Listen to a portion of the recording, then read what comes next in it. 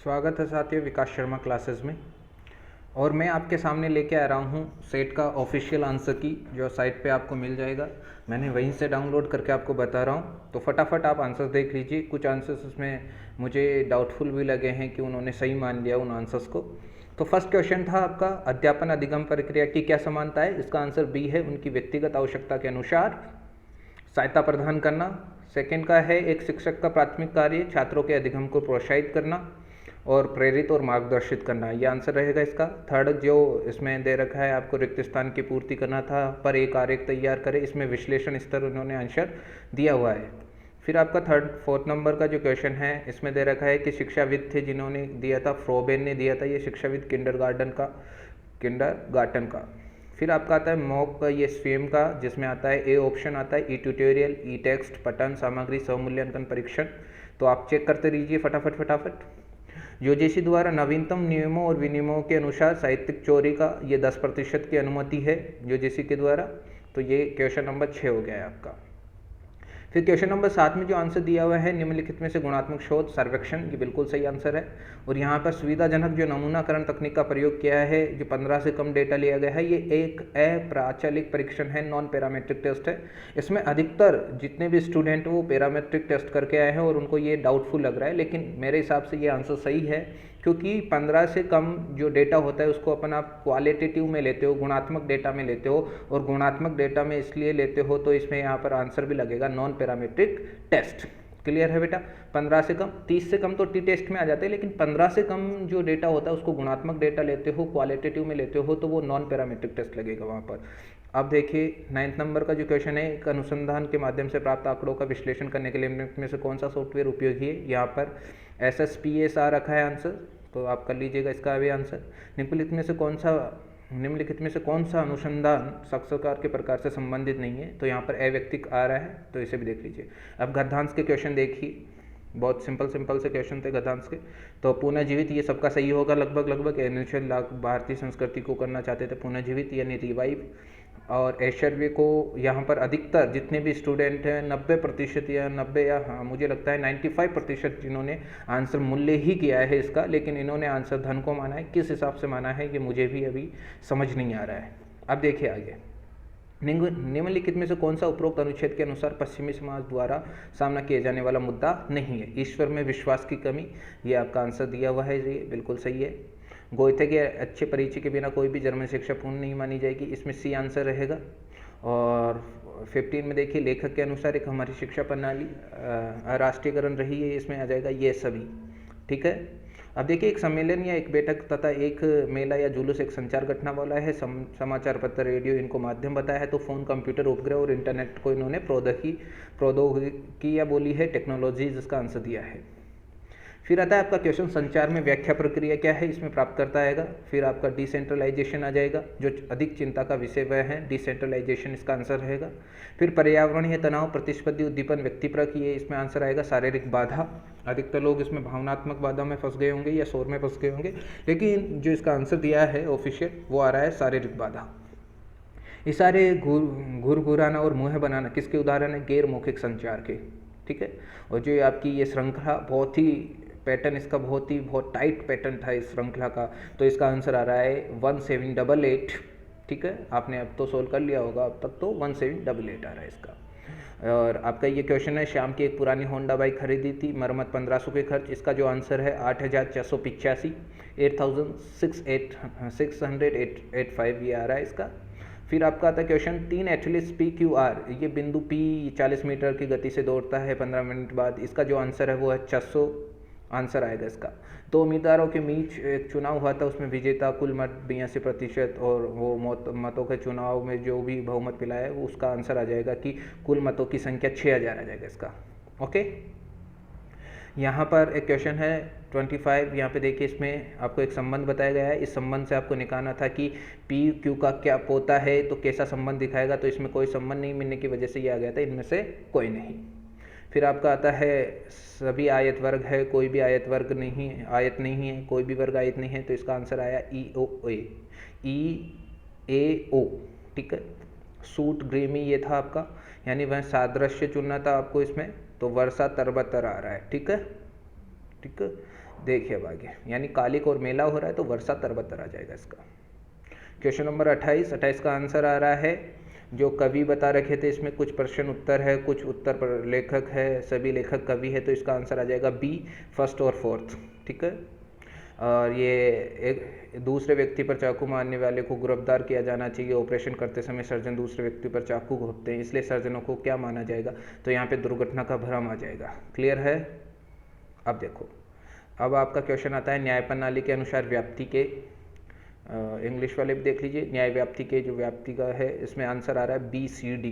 Clear. और question number 31 से 35 तक के जो ये आया था डेटा इंटरप्रिटेशन का, बहुत टफ था डेटा इंटरप्रिटेशन। मुझे लगता है कि इसमें अधिकांश लोगों ने तुक्के लगाए हैं, तो वो तुक्के भी सही हो सकते हैं, तो देख लीजिएगा। यदि अमर और चिराग ब्याज का अनुपात उनका 2:3 है तो 22.22 इसका आंसर है। यदि एकता और ब्रजेश द्वारा प्राप्त ब्याज के बीच का अंतर 420 और एकता ने ब्रजेश द्वारा निवेश की गई है अवधि से दुगनी अवधि के लिए अपना पैसा निवेश किया है, तो एकता को प्राप्त राशि 2960 रुपये आ जाएगा। यदि चिराग द्वारा प्राप्त राशि उसके द्वारा निवेश की राशि से दुगनी है, तो इसका आंसर आएगा 2322.62 इसका आंसर रहेगा। यदि फेनिल द्वारा प्राप्त ब्याज, तो इसका आंसर रहेगा 60। और यदि फेनिल द्वारा प्राप्त ब्याज दिव्या द्वारा प्राप्त ब्याज से 240 अधिक है, तो इसका आंसर रहेगा 4%। बेटे फेनिल का जो क्वेश्चन आया है इसमें फेनिल का जितने भी स्टूडेंट है, कई स्टूडेंटों को फेनिल का टेबल नहीं दिया हुआ रखा है, तो उनको मुझे लगता है बोनस अंक दे दिया जाएगा। आगे चलते हैं हम क्वेश्चन नंबर 36 का जो क्वेश्चन नंबर 36 में जो आंसर आ रहा है वो आ रहा है केवल सेकंड। ओके, निम्नलिखित में से कौन सा कथन QR कोड के लिए है, ये द्विविमीय बार कोड है, तो केवल सेकंड आएगा। वीडियो कॉन्फ्रेंस में आमतौर पर किस वीडियो का कंप्रेशन स्टैंडर्ड का उपयोग किया जाता है, वो H.264 है। और अब आ जाता है उच्च शिक्षा भारत सरकार की एक डिजिटल पहल है जिसका उद्देश्य कॉलेज में रोबोटिक्स में ई यंत्र आ जाएगा। अब आता है आपका NIRF जो रैंकिंग के लिए होता है, भारत में उच्च शिक्षा संस्थानों की रैंकिंग के लिए ए है। अब आते हैं आपके क्वेश्चन नंबर 40 में, किसी संगठन के लिए इंटरनेट स्थापित करने के लिए सभी डिवाइसेस को होना आवश्यक है। कंप्यूटर डिवाइस, संचालित इंटरकनेक्टिंग उपकरणों के बीच, ये सभी आ जाएगा इसमें। किस प्रोटोकॉल के तहत स्वच्छ विकास तंत्र का CDM लागू किया, क्योटो प्रोटोकॉल आ जाएगा, क्योटो प्रोटोकॉल। प्रमाणित उत्सर्जन कटौती में वायुमंडल में उत्सर्जित कार्बन डाइऑक्साइड आ जाएगा मेट्रिक टन। और 43 का आ जाएगा गेहूं, चावल, कॉफ़ी। इसमें गेहूं सबसे कम है, फिर चावल उससे ज़्यादा, फिर कॉफ़ी में उससे ज़्यादा। ये जल के पदचिन्ह के अनुसार इनको आरोही क्रम में व्यवस्थित किया गया है। फिर ग्लोबल वार्मिंग का जो क्वेश्चन है, कितने किलोग्राम CO2 1 किलोग्राम CH4 के बराबर है, तो 25 आ जाएगा इसमें। और ये क्वेश्चन पर्यावरण और विकास पर संयुक्त राष्ट्र सम्मेलन में कितने देश थे, 179 थे। और सामाजिक और आर्थिक, इसमें क्वेश्चन का आंसर आ जाएगा A। 46 का रहेगा, भारत के अधिकांश राज्यों में राज्य सरकार के विश्वविद्यालयों में कुलपति की नियुक्ति करता है राज्य के माननीय राज्यपाल। आंसर सही है इसका। भारत में ऑनलाइन शिक्षण मंच में कौन सा आ जाएगा, यहाँ पे 4th आ जाएगा। पूर्व दीक्षा भी है, स्वयं भी है, परख भी है और स्वयं सभा। इनमें से परख का आप हटा दीजिए, 1st, 2nd और 4th इसमें आंसर आ जाएगा। अब देखिए 48, बहुत शानदार क्वेश्चन था ये भी। तो ज्ञान के सभी विषय, इसलिए शिक्षा और उच्च शिक्षा के सभी स्तरों के पाठ्यक्रम तैयार करने के लिए निम्न में से कौन सी संगठन महत्वपूर्ण भूमिका निभाती है, तो यहाँ पर NCERT, NCTE, UGC और AICTE। तो 1st, 2nd, 3rd, 4th। निम्नलिखित में से कौन सा प्राचीन भारतीय विश्वविद्यालय वर्तमान के लिए पाकिस्तान में है स्थित, तक्षशिला आ जाएगा इसका आंसर। NEP और NAP के 2020 में किस पर जोर दिया, ये सभी आ जाएंगे इसमें, 1st, 2nd, 3rd, 4th। अब आते हैं हम कॉमर्स अपने सब्जेक्ट पे आते हैं। सब्जेक्ट के आंसर की देख लीजिएगा आप, कई क्वेश्चंस में आपको डाउट रह सकता है कि इसके आंसर से आप संतुष्ट ना हो, लेकिन देख लीजिए आप अपने हिसाब से इनको कर सकते हो ऑब्जेक्शन इन पे। अब आइए, सबसे पहला क्वेश्चन, हाल के वर्षों में विभिन्न देशों ने निर्यात तीव्रता बढ़ रही है, वो आ जाएगा घरेलू और विदेशी दोनों व्यापार एक साथ बढ़ रहे हैं। तो ये आंसर मुझे सही लग रहा है।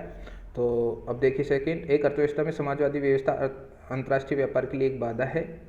फिर आता है धर्मतंत्रीय कानून प्रणाली, इसमें अधिकतर लोगों का जो आंसर आया है वो संहिताबद्ध कानून प्रणाली है, लेकिन इसका आंसर आ रहा है धार्मिक उपदेश। एक समाज जो भौतिक अधिग्रहण के लक्ष्य के साथ आक्रामकता के दावे को सराहना करता है, तो यहाँ पर मर्दाना संस्कृति का आ रहा है। इसमें अधिकतर आंसर दिए हैं A, लेकिन आंसर आया D। ओके, अब आता है उत्तर उत्तर सहयोग की तुलना में दक्षिण दक्षिण सहयोग, इसमें मजबूत आ रहा है आंसर। आपका आता है IMF के लिए, इसमें SDR, इसमें कोई दिक्कत नहीं है। मुक्त बाजार अर्थव्यवस्था में राजकोषीय नीति की भूमिका न्यूनतम रहती है, और इसका आंसर मुझे डाउटफुल लगता है। इसका अधिकतर लोगों ने आंसर अधिकतम दिया होगा, लेकिन इन्होंने न्यूनतम कर रखा है इसका आंसर। कोटा प्रतिबंधित है गैर टैरिफ बाधाओं में। भुगतान संतुलन में के लिए एक देश क्या अपनाता है, मौद्रिक नीति कौन सी अपनाता है, वो संकुचनशील घाटे का रहता है, तो भुगतान संतुलन तो वहाँ पर संकुचनशील मौद्रिक नीति अपनाता है। इसका आंसर ये दिया हुआ है। अब आते हैं हम क्वेश्चन नंबर 60। चर्चा करता है कि तुलनात्मक लागत तब उत्पन्न होता है जब कोई देश प्रचुर मात्रा में उपलब्ध संसाधनों का उपयोग करता है। साधन संपन्न सिद्धांत ये आ जाएगा, फैक्टर एंडोमेंट थ्योरी। अब आता है कि मालिक की पूंजी को बैलेंस शीट में, ये व्यापार इकाई की अवधारणा, बिजनेस एंटिटी कॉन्सेप्ट है। फिर आता है आपका नए साझेदार के प्रवास की दशा में जब आने वाला साझेदार ख्याति में अपने हिस्से के बराबर रोकड़ लगाता है तो यहाँ पर त्यागन अनुपात में उसे डिवाइड किया जाता है। क्लियर। आता है 63 में, कंपनियों में परिसमापन की स्थिति में कामगारों को देय वेतन में आता है अधिभावी अधिमानी लेनदार आ रहे हैं यहाँ पर, ओवरराइडिंग प्रेफरेंशियल क्रेडिटर इसका आंसर है। भारतीय लेखा मानक 110 के तहत गैर नियंत्रित ब्याज यहाँ पर या तो उचित मूल्य या शुद्ध संपत्ति मूल्य के आनुपातिक उससे में, इसका आंसर ये आ रहा है। यदि वास्तविक बिक्री 5 लाख और संतुलन स्तर 60%, परिवर्तनशील मूल्य यहाँ पर 70%, तो वर्तमान स्तर अर्जित लाभ रहेगा 60,000। फिर आपका आता है काइजन कॉस्टिंग का, इस पर आता था निरंतर सुधार के माध्यम से लागत में कमी, एक सिस्टम है यहाँ पर काइजन लागत निर्धारण आ रहा है। तो देख लीजिए आप, फटाफट मैच कीजिए और मुझे फटाफट कमेंट आपके स्कोर में, आपका जो भी स्कोर हो रहा है वो कमेंट करके मुझे बताइए। हाँ, तो उसके हिसाब से हम कट ऑफ के बारे में सोचेंगे कि उसके भी बारे में एक वीडियो बनाएं। अब आता है 67, किसी संगठन में मानव संसाधनों को मापने के लिए लेवेंस वटाज मॉडल आता है। सेवानिवृत्ति तक कर्मचारी को भविष्य के सभी भुगतानों का वर्तमान मूल्य आता है इसमें। Objective of AS all of these आ जाएगा, भारतीय लेखा मानक का उद्देश्य ये सभी आएगा। फिर आता है 69, जब लेखा परीक्षक ने सापेक्ष प्रतिवेदन दिया है तो संचालक की रिपोर्ट में संचालक मंडल को ऐसी योग्यताओं का क्या देना चाहिए, स्पष्टीकरण देना चाहिए। तो इसका आंसर ये रहेगा। निम्नलिखित में से कौन सा सुरक्षा अंकेक्षण का दायरा नहीं है, तो यहाँ पे आ जाएगा वैधानिक अंकेक्षण, इसका आंसर आ रहा है। कई लोगों ने इसका आंसर कार्यक्रम अंकेक्षण लगाया, तो इसका जो ऑफिशियल आंसर है वो आया वैधानिक अंकेक्षण। यदि माल के उत्पादन के लिए कच्चे माल X और Y का मिश्रण यहाँ पे 600 किलोग्राम और 400 किग्रा है, लेकिन वास्तविक सामग्री का जो दिया है 510 और 340, उसके हिसाब से इसका जो आंसर आ रहा है वो आ रहा है सामग्री विचरण क्या आएगा, यहाँ पर 0 आएगा। आगे चलते हैं हम। क्वेश्चन नंबर 72, ब्याज व्याप्ति कवरेज अनुपात, ये सभी का सही होगा। EBIT अपॉन ब्याज वे, इसका आ जाएगा EBIT अपॉन इंटरेस्ट एक्सपेंसेस। फिर आपका आता है मांग के सिद्धांत में जब किसी व्यक्ति की मांग मात्रा अन्य व्यक्तियों के द्वारा खरीद की वृद्धि के जवाब में बढ़ती है तो उसका क्या रहेगा, बैंड वैगन इफेक्ट रहेगा, यानी यहाँ पर आ जाएगा बैंड वैगन प्रभाव। फिर आता है आपका उदासीनता वक्र की उत्तलता, यानी उदासीनता वक्र नीचे की ओर इंटरफ्रेंस कर्व क्यों रहता है, कॉन्वेक्सिटी उसमें, तो प्रतिस्थापन की घटती सीमांत दर, यानी यहाँ पर diminishing marginal rate of substitution, इसका आंसर रहेगा। 75 में देखें तो जब साधन इनपुट को दुगना करने पर आउटपुट दुगने से अधिक प्राप्त होता है तो के मामले में आंसर रहेगा पैमाने के वृद्धिमान प्रतिफल। अब देखिए यहाँ पर औसत परिवर्तनशील लागत जब गिरता हुआ रहता है तो अतिरिक्त क्षमता को दर्शाता है। एकाधिकारी कर सकता है 77 में, या तो कीमत या उत्पादन, दोनों में से एक को ही एक बार में डिसाइड कर सकता है, वो दोनों को साथ नहीं कर सकता, तो आंसर डी। अपूर्ण प्रतिस्थापन नीचे गिरने वाले मांग को वक्र को स्थापित करने के आधार के रूप में उत्पाद विविधीकरण का सबसे पहले यहाँ पे श्राफा ने दिया, तो आंसर ए आ जाएगा। 78 79 में आएंगे। अब जब कीमत कम की जाती है तो विक्रेता अपेक्षा करता है कि प्रतिस्पर्धी अनुसरण करे, जब कीमत बढ़ाता है तो वह अपेक्षा करता है कि कोई भी अनुसरण न करे, तो ऐसा विकुंचित मांग वक्र रहता है। ऐसा मांग वक्र अल्पाधिकार में बनाया जाता है जिसमें एक फर्म के अनुसार काम नहीं करता बाजार। इसके बाद देखिए 80, मूल्य वेधन आमतौर पर तब किया जाता है जब होता है व्यवसाय के लिए, नहीं हो तो आप मूल्य वेधन कर सकते हो। ड्यूअल जो प्राइसिंग निर्धारण का जो करता है वो एकाधिकारी करता है। इसके बाद यदि किसी वस्तु के लिए आय की प्रतिस्थापना 0 और 1 के बीच है तो वो आवश्यकता में आ जाएगा, इसका आंसर आता है। ग्रॉस वर्किंग कैपिटल, चालू संपत्तियों में फर्म का निवेश आ जाएगा। निम्नलिखित में से कौन सी पूंजी वर्तन की एक तकनीक है, तो PI इंडेक्स आ जाएगा, प्रॉफिटेबिली इंडेक्स। फिर आता है आपका निम्नलिखित में से एक आदर्श पूंजी संरचना की विशेषता नहीं है। पूंजी संरचना ऐसी होनी चाहिए कि इसे लागू करने के बाद कोई बदलाव संभव न है, तो ये इसमें ये सही नहीं था, तो ये विशेषता में नहीं आएगा, तो आंसर आ जाएगा सी।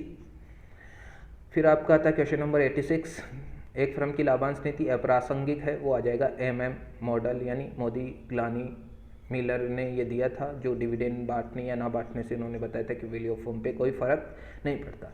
एन्युटी के बारे में बात करें तो एन्युटी होती है निश्चित वर्षों में नगद प्रवाह की समान राशि की एक श्रृंखला। आता फाइनेंशियल लीज, वो होता है जिसमें संपत्ति के उपयोगिता काल के प्रमुख या पूरे उपयोगी हिस्से के लिए होता है। क्लियर है बात। आ जाइए 89 में।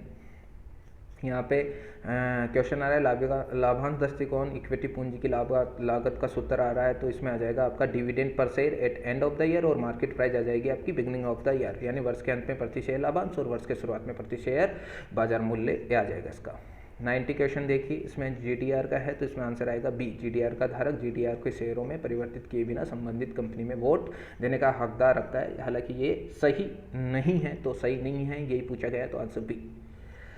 91 देखिए, केंद्रीय प्रवृत्ति का निम्नलिखित में से कौन सा माप चरम मूल्य से प्रभावित नहीं होता? माध्य का नहीं होता। ये बोल रहा है परिक्षेपण के विभिन्न मापों में से निम्नलिखित में से कौन सा माप परिक्षेपण का सबसे अपरिष्कृत माप है, मतलब जो कम रेलेवेंट है वो आएगा श्रेणी, ठीक है, रेंज आ जाएगा, ये आंसर बिल्कुल सही है। 93 देखिए, दो श्रृंखलाओं के बीच परिवर्तनशीलता को मापने के लिए इकाई के लिए आमतौर पर उपयोग किया जाने वाला माप होता है, वो होता है विचरण गुणांक यानी कोफिशिएंट ऑफ वेरिएंस। यदि विषमता का गुणांक 0 होता है तो सममित बनती है, यहाँ पर वितरण सममित बनता है, सहसंबंध +1 से -1 के बीच में बदलता है, तो यहाँ पर आंसर सी। फिर आता है आपका सहसंबंध गुणांक R का मूल्य जितना अधिक होता है तो प्रतिगमन विश्लेषण के माध्यम से प्राप्त आकलन क्या आएगा? 72। फिर आता है आपका एक यादृच्छिक प्रयोग में यदि किसी एक परिणाम के घटित होने से अन्य सभी परिणाम घटित नहीं होते तो इसका आंसर आ जाएगा परस्पर अपवर्जी घटनाएं। यदि एक पासे को उछाला जाता है तो 3 या 4 आने की संभावना यह आ रहा है, तो यहाँ पे 1/6 इन सभी को प्लस कर देंगे दोनों को, तो आंसर आ जाएगा सी। अब आ रहा है नॉर्मल डिस्ट्रीब्यूशन का, तो यानी माध्य बराबर माध्यिका बराबर बहुलक नॉर्मल डिस्ट्रीब्यूशन में ऐसा ही होता है। अब आ जाइए क्वेश्चन नंबर 100। वर्गीकरण को व्यवस्थित करने के लिए संबंधित तथ्यों के विभिन्न वर्गों के समूह में आ जाएगा आंसर डी। प्रतिचयन त्रुटियों को केवल प्रतिदृश सर्वेक्षण में ही मौजूद है, तो आंसर बी। फिर आता है प्रतिदर्श माध्य की मानक त्रुटि आता है S/√n। टाइप थ्रू त्रुटि में आ जाएगा शून्य परिकल्पना की स्वीकृति, जब ये गलत है तो answer C. Decoding is related होता है, यानी डिकोडिंग आपका संबंधित होता है संचार प्रक्रिया से, कम्युनिकेशन प्रोसेस से। अब आता है अभिप्रेरणा की आवश्यकता पदानुक्रम का A.H. मास्लो ने दिया था, है ना। नीड हायरार्की थ्योरी किसने दी थी? तो ये A.H. मास्लो ने दी थी। आता है निम्नलिखित में से कौन सा सत्ता प्रत्यायोजन है? सत्ता के प्रत्यायोजन में एक निर्धारित कार्य को करने की जिम्मेदारी के साथ अधीनस्थ को अधिकार देना। फिर आता है आपका एडमिनिस्ट्रेटिव मैनेजमेंट का जो जनक है वो है हेनरी फेयोल है, फादर। और फिर आता है आपका क्वेश्चन, निम्नलिखित में से कौन सा मुआवजा प्रशासन को प्रभावित करने वाला आंतरिक कारक नहीं है? यह आ जाएगा श्रम बाजार की स्थिति। 360 डिग्री फीडबैक ये होता है निष्पादन मूल्यांकन की एक तकनीक, टेक्निक ऑफ परफॉर्मेंस इवेल्युएशंस। 110 क्वेश्चन पे आपका आ गया है, निम्नलिखित में से कौन सा सामूहिक सौदेबाजी पर लागू किया जाता है? यह वह प्रक्रिया है जिसके माध्यम से प्रबंधन और संघ के प्रतिनिधि एक आम समझौते पर पहुंचने के लिए बातचीत करते हैं। क्वेश्चन नंबर 111, संगठन का एक विकास एक प्रक्रिया होता है, संगठन प्रक्रिया को योजनाबद्ध सुधार प्राप्त करने की, ठीक है, answer is C. Question number आता है आपका 112, निम्नलिखित में से कौन सा एक भारतीय रिजर्व बैंक का कार्य नहीं है? किसी उद्योग व्यापार व्यवसाय को वित्तीय सहायता प्रदान करना। अब आता है क्षेत्रीय ग्रामीण बैंक की जो सिफारिश किसकी अध्यक्षता वाली की थी? तो वो की थी एम नरसिम्हम। फिर आता है आपका 114, नॉन बैंकिंग का था, जिसमें आंसर आ जाएगा यानी गैर बैंकिंग वित्तीय कंपनियां वो होती है जो जमाधारक और निवेशक के बीच मध्यवर्ती है। 115 question number, which of the following is objective of the insurance regulatory and development authority? कौन सा ऑब्जेक्ट नहीं है ये देखना है, तो यहाँ पर बीमा क्षेत्र में एकाधिकार स्थापित करना, एकाधिकार स्थापित किसी में नहीं कर सकते हैं, तो ये आंसर इज बी आ जाएगा इसका। आपका क्वेश्चन नंबर 116, निम्नलिखित में से कौन सा कथन सही नहीं है? तो सरकारी प्रतिभूतियां सुरक्षित ऋण साधन नहीं है, ये आंसर इज ग आ जाएगा इसका। फिर आ जाता है बैंकिंग सुधारों के प्रभाव के संदर्भ में निम्न से कौन सा कथन सही नहीं है? तो आ जाएगा SLR और CRR में वृद्धि, आंसर इज डी। अब आता है आपका म्यूचुअल फंड से रिलेटेड क्वेश्चन, कौन सा कथन सही नहीं है? तो सभी म्यूचुअल फंड निवेशकों को न्यूनतम सुनिश्चित रिटर्न देते हैं, तो इसका आंसर आ जाएगा B. Regulator of capital market यानी पूंजी बाजार का नियामक हो जाता है सेबी। इंटरनेट बैंकिंग के लिए जोखिम प्रबंधन मार्गदर्शन विकसित करने के लिए बेसल समिति किस वर्ष में इलेक्ट्रॉनिक बैंकिंग समूह का गठन हुआ था? बेटा वो आई थी 2000 में, तो इसमें से 2000 किसी में है नहीं, तो इसमें आ जाएगा इनमें से कोई नहीं। विपणन की अवधारणा के मुख्य रूप से किस पर आधारित रहती है? उपभोक्ता अभिविन्यास यानी उपभोक्ता पर आधारित रहती है, ठीक है, कंज्यूमर ओरिएंटेशन रहती है, उपभोक्ता अभिमुखी रहती है। फिर आता है आपका 122, निम्नलिखित में से कौन सा विपणन योजना की प्रक्रिया का हिस्सा नहीं है? तो डीलर आ जाएगा इसका। 4P में आपने सभी ने सही किया होगा, प्रोडक्ट प्राइस पैलेस प्रमोशन। फिर आपका आ जाता है 124, निम्नलिखित में से कौन सा एक नई उत्पाद विकास प्रक्रिया में शामिल नहीं है तो विज्ञापन आ जाएगा। मार्कअप प्राइस का कंप्यूटेड किस तरह से होती है, तो इकाई लागत 1 माइनस बिक्री पर वांछित प्रतिफल, आंसर इज ए। 126 में आ जाता है निम्न में से कौन सा बिक्री का गैर व्यक्तिगत रूप है, तो विज्ञापन के माध्यम से आ जाएगा। कथित मूल्य और मूल्य निर्धारण पद्धति कीमत के बारे में खरीदार का विश्वास माना जाता है, answer is C. Market segmentation में आ रहा है बाजार को छोटे समरूप समूहों में विभाजित करना, आंसर इज सी। आप देखिए फटाफट चेक करते रहिए, गलत हो रहे हैं सही हो रहे हैं, एक बार आप फटाफट चेक कर लीजिए और अपने आप का इवैल्यूएशन कीजिए। निम्नलिखित में से कौन सा कथन ग्राहक के संबंध में सीआरएम पर लागू नहीं होता है, तो यहाँ पर आ रहा है सीआरएम लागत में कमी की ओर जाता है, आंसर इज डी। इसमें ए और डी में कन्फ्यूजन था तो इन्होंने आंसर डी को माना है। अब देखिए निम्नलिखित में से कौन सा एक विपणन लॉजिस्टिक का उद्देश्य नहीं है, तो प्रभावी विज्ञापन आ जाएगा। बौद्धिक संपदा का कौन सा रूप स्वैच्छिक पंजीकरण है, तो कॉपीराइट आ जाएगा। यहाँ पर कॉर्पोरेट मामलों में मंत्रालय में सीमित देयता भागीदारी अधिनियम, यानी यहाँ पर एलएलपी की बात हो रही, तो वो 31 मार्च 2009 इसका आंसर ये है। तो अधिकतर लोगों ने शायद 1 अप्रैल 2009 किया होगा, तो यहाँ पर आंसर इज सी आ रहा है, 31 मार्च 2009। 133 प्रवर्तक वह व्यक्ति जो एक कंपनी के निगमन में भाग लेता है। 134 यदि मांगी गई सूचना किसी भी तीसरे पक्ष के हित में निहित नहीं है तो सूचना प्राप्त करने की अधिकतम समय सीमा 40 दिन की रहेगी। अब आता है आपका क्वेश्चन, गलती के आधार पर एक अनुबंध शून्य होता है, तो वो तथ्य के संबंधित गलती होती है। जो तथ्य से संबंधित गलती एक पक्षीय भी होती है और द्विपक्षीय भी होती है। जब दोनों पक्षों की होती है तो उसमें आपका अनुबंध शून्य हो जाता है। क्लियर? अधिकतर इन्होंने आंसर इसका सी दिया होगा, लेकिन तथ्य के संबंधित गलती इसमें आंसर इज करेक्ट। फिर आता है आपका एक अवैतनिक विक्रेता का धारणा अधिकार कब्जा कहलाता है। फिर आपका आंसर रहता था सूचना प्रौद्योगिकी अधिनियम 2000 में निम्नलिखित से किस अधिनियम को संशोधन नहीं किया गया है, बीएसएनएल यानी आईटी नीति को, आंसर ही आ जाएगा। प्रतिस्पर्धा 2002 की जगह आपको जो रिप्लेस किया गया है इसे एमआरटीपी से किया है। फिर आपका होल्डर इन ड्यू कोर्स का मीन्स होता है who for the consideration become in the possession of promissory note, जो प्रतिफल के लिए वचन पत्र का अधिकारी बन गया। फिर आपका आता है ऋण के भुगतान या वचन के निष्पादन के लिए सुरक्षा के रूप में मामला की जमानत को कहा जाएगा प्लीज, यानी यहाँ पर कहा जाएगा गिरवी। प्लीज यहाँ पर प्रतिज्ञा लिखा है, लेकिन ये हिंदी में यहाँ पर गिरवी लिखा आना चाहिए, एक की जगह जो प्रतिज्ञा लिखा है वो प्लीज, यानी यहाँ पे आएगा गिरवी।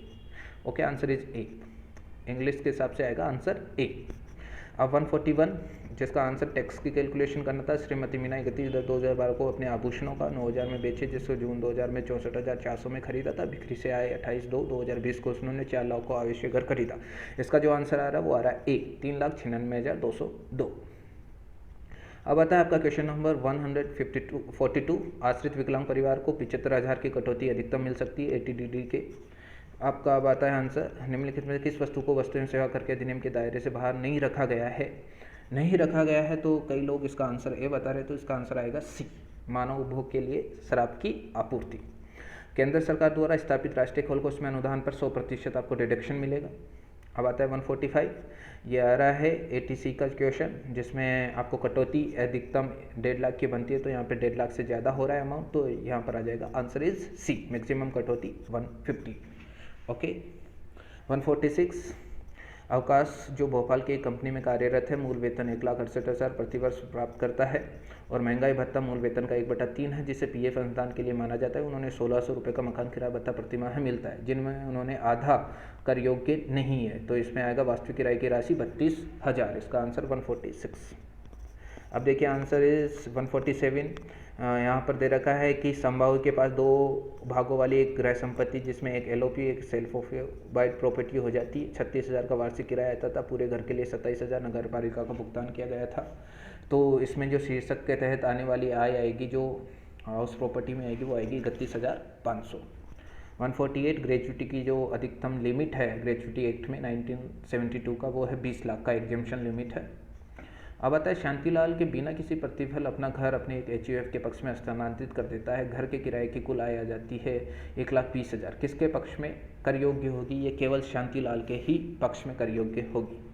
150 इसमें दिया हुआ है, निम्न से कौन सा भी व्यापार या पैसे के लाभ और प्राप्ति के संदर्भ में अस्वीकार्य रहेगा?